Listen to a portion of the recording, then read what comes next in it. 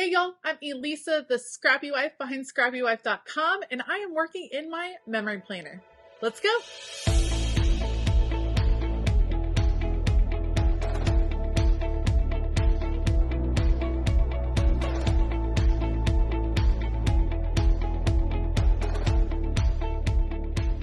This week I am documenting the first week of May in my memory planner, which was my birthday week and the week we left for a cruise. And I couldn't think of a better collection to use than a Vicki Boutin collection because I love me some Vicki Boutin. So I have pulled out her Sweet Rush collection. Several of the pieces I haven't used. I mean, come on. Haven't used it all. Look at how cute those are. So we're going to use some bright colors and get some documenting done in the memory planner. I will link everything that I end up using down below. Otherwise, let's go. All right, so as a memory planner, I am not someone that does a lot of theme spreads. So even though this is my birthday week and it would be very easy to do like birthday paper, that's not really my style. Let me know down below, is that how you like to do your memory keeping? I kind of just pick supplies that I'm loving at the moment. Sometimes they might be loosely themed. Sometimes they might have, a more muted tone because it was a calmer week or something like that. For me, I just pick things I'm loving at the time. And for my birthday spread, I just wanted to do bright colors and a rainbow because that's what I love the most. So I picked out a couple of papers from the Sweet Rush collection. I loved this kind of sunset sunrise look over what looks like water to me. So maybe it is a little themey because that definitely had a little bit of a cruise feel to it. Even though this is going to get covered up somewhat, I still thought it kind of went along with the idea of going on a vacation. So we're going to put that right there.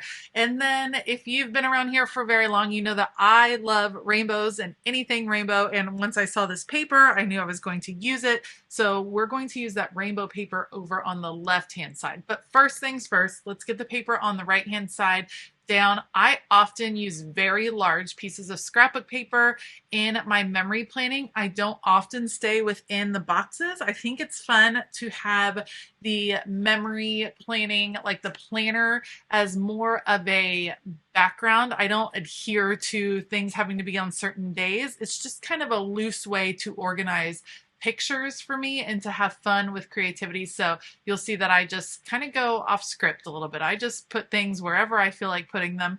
And it's loosely in the right order. Like I said before, like that will be close to those days of the week.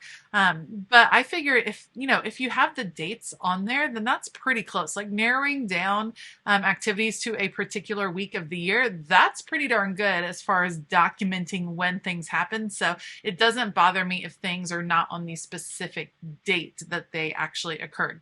So I trimmed out that rainbow scrapbook paper, put it over there on the left side, and see how it kind of looks like a rainbow and then a sunset. I totally think it has like a Zen feel, and I think it's super fun. So I was trying to decide if I was going to go wonky or have all these pictures be straight. We're going to go with straight pictures. It just felt a little bit more organized with the like busyness of what I was going to put on the background. I have a ton of pictures from this week, including some of neighbors playing.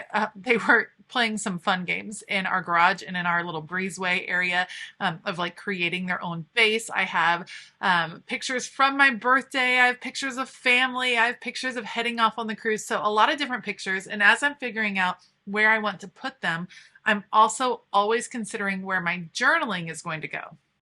There are a couple ways to look at how you want to journal in your memory planner. You can simply do more of a caption style, which would be almost labeling every picture, doing short little sweet sentences with every picture within the rows. And that totally works too. Lately, I have been really enjoying more like long form journaling, like writing paragraphs about what happened during the week, how I felt.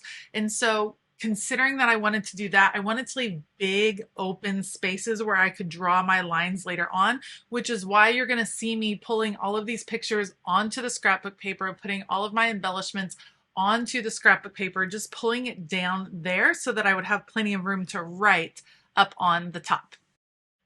I was really digging these big, bold vellum elements. I love that, they're slightly transparent so you can see through part of them. And then that gold holographic look, so fun and kind of brings the spread together because you have all the same font throughout. It worked for me. And I love putting all of these embellishments, all the ephemera on the edges of pictures. So you can see how often I cover up the bottom edge or a corner of a picture, because for me, it feels like it softens up the look of the spread. It's a lot of rectangles, especially when you're memory keeping, but especially in a memory planner, it's a lot of rectangles involved. So anytime I can break up those lines, soften them with some curves or just cutting off the edges of certain photos, it just, to me, feels a little bit better, feels a little bit less stark. So that's how I kind of position things. Same thing with these stickers. See how I'm going to put this one right over the top so it covers up those sharp edges right there. You'll see me put another one over here on the left. It says fun things, but it's covering up that edge and softening it into some curves where the S is. It works for me. And then I have two big corners still left, two like trapped white space areas that I knew I wasn't going to be able to fill in with words. So ta-da, there's one with a flower in it. And then we're going to add a flower over here as well, because I have this kind of gap that I wanted to cover up and then kind of put carefree perfection.